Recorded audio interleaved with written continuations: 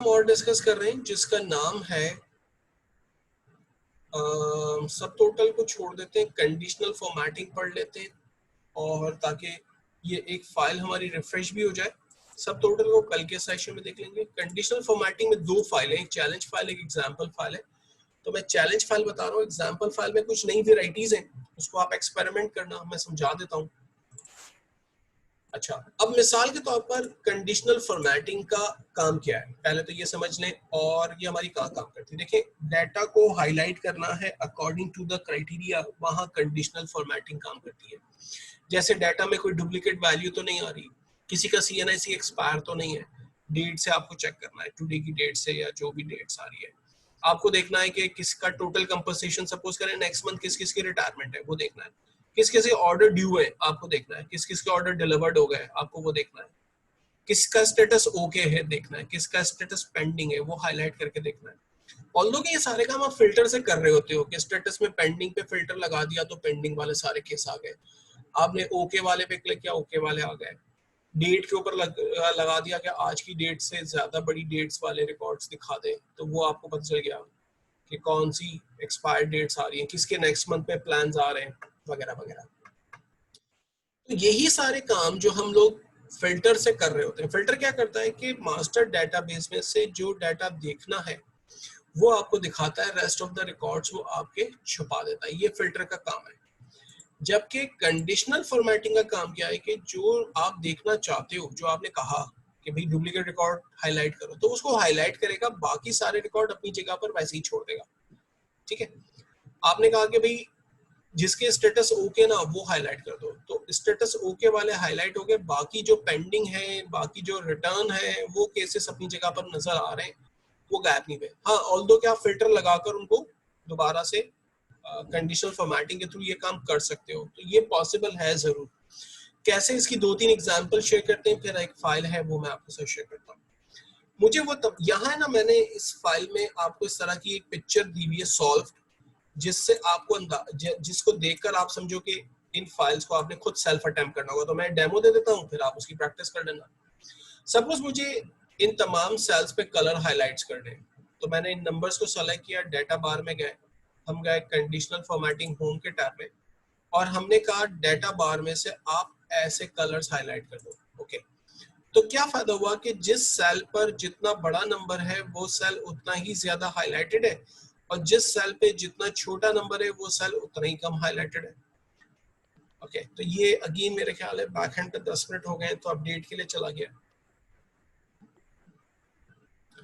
हम रिकॉर्डिंग को 2 मिनट के लिए पॉज कर फॉर्मेटिंग के एग्जांपल पे, तो हमने कहा कि जिस सेल पे जितना बड़ा नंबर है उसे हाईलाइट करो उतने ज्यादा सेल्स तक, और जिस पे जितना छोटा नंबर है उसे उतना कम हाईलाइट करो।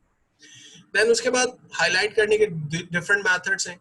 सबसे मिनिमम सेल्स को हाईलाइट करेगा रेड से, जो एवरेज सेल्स है वो येलो, और जो हाईएस्ट एवरेज है वो ग्रीन से हाईलाइट होगी। तो हम चले गए कंडीशनल फॉर्मेटिंग में और हमने कलर स्केल ले लिया, डिफरेंट स्टाइल्स दिए हुए, और हमने वो स्टाइल अप्लाई कर दिया। अब सवाल ये पैदा होता है कि सिस्टम को कैसे समझ आता है कि कहाँ उसे रेड देना है, कहाँ येलो, कहाँ ग्रीन, क्योंकि हमने तो KPI बताया नहीं है कि रेड किसे देना है, येलो किसे देना है, ग्रीन किसे देना है। तो एक और एग्जाम्पल पढ़ लेते फिर आगे बताता हूँ। आइकॉन सेल्स में मैंने क्रॉस, येलो और ग्रीन दिया हुआ है, यही आइकॉन्स नंबर मैंने सेलेक्ट किया। कंडीशनल फॉर्मेटिंग में आइकॉन्स बहुत सारे दिए हैं, जो चाहे आप ले लें, आपकी मर्जी है। Traffic signal light, arrow keys वगैरह वगैरह। अब उस सवाल को जवाब ढूंढते हैं कि सिस्टम को कैसे समझ में आता है। तो सिस्टम क्या करता है कि इन तमाम नंबर को वो प्लस कर लेता है, और प्लस करके मान के चलता है कि ये 100% है। ठीक है, परसेंट में उसको कन्वर्ट कर देता है, और फिर वो 1 से 33 तक के नंबर्स जो परसेंटेज में आ रहे होते हैं उसको रेड देता है, 34 से 66 वालों को येलो, और 67 से 100 वालों को ग्रीन कलर दे देता है। तो ये 3 आइकॉन्स क्यों कर रहा है, क्योंकि 3 कैटेगरी क्यों बना रहा है, क्योंकि हमने यहाँ से कैटेगरी 3 वाली ली थी।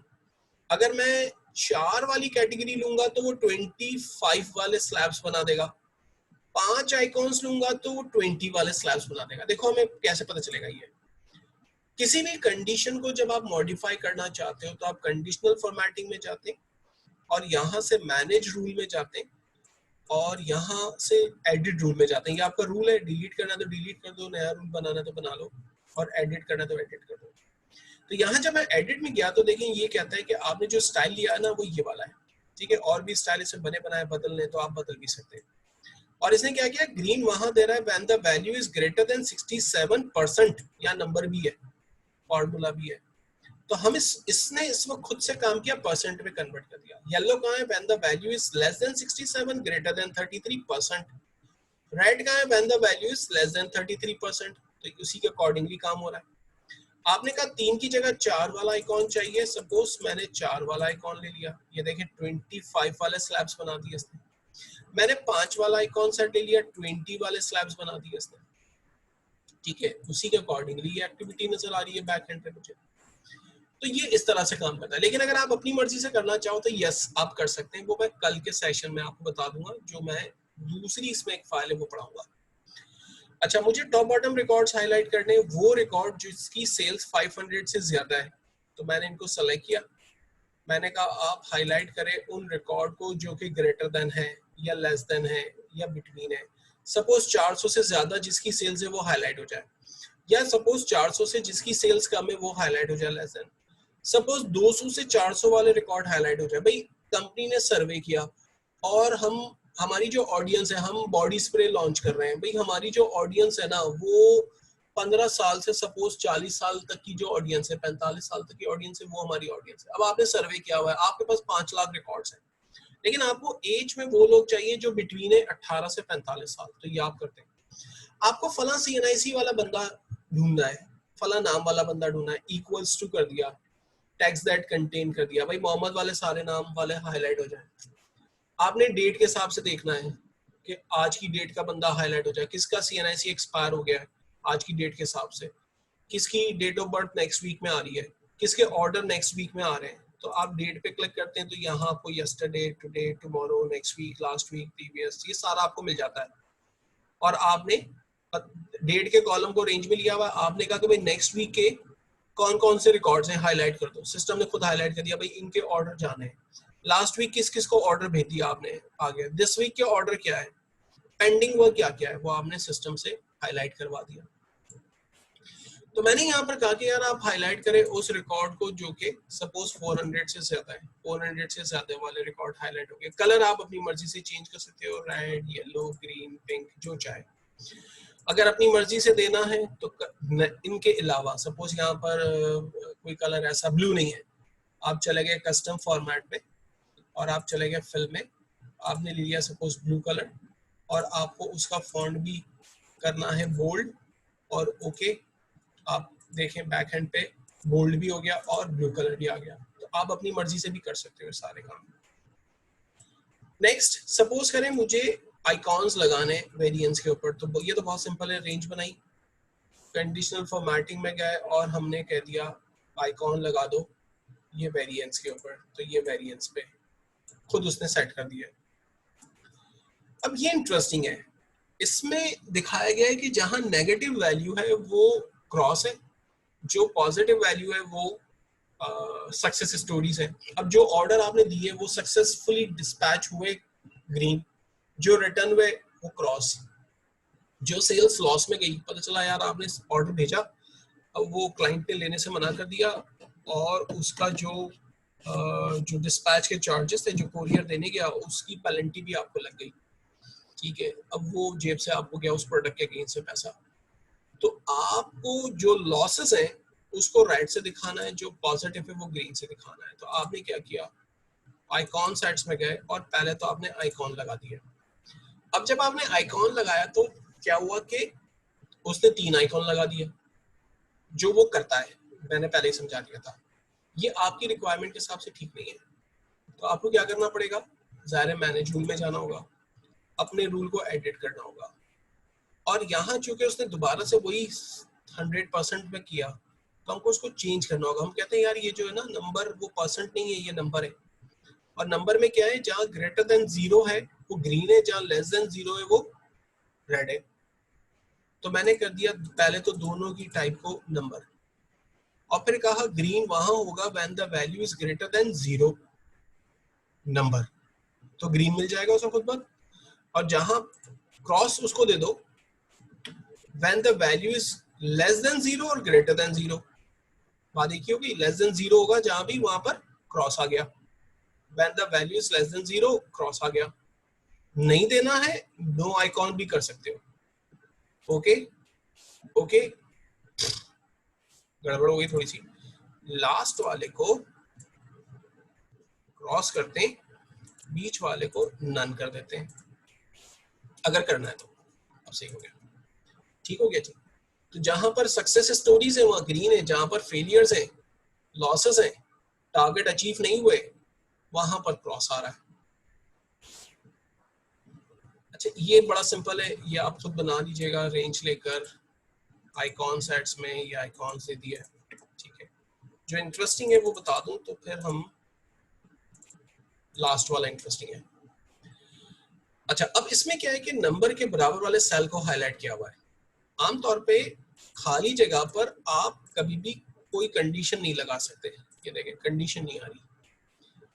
तो ये कैसे बना हुआ है कि नंबर के बराबर वाले सेल पे, तो होता ही है कि ऐसी सिचुएशन में आप नंबर की कॉपी बना रहे होते हैं और उसको ड्रैग कर देते हैं, तो जैसे ही नंबर पॉपुलेट होगा आपके सेल्स भी हाईलाइट हो जाएंगे, लेकिन नंबर दिखने नहीं चाहिए, तो इसको व्हाइट नहीं करेंगे, पाकिस्तानी तरीका इस्तेमाल नहीं करेंगे।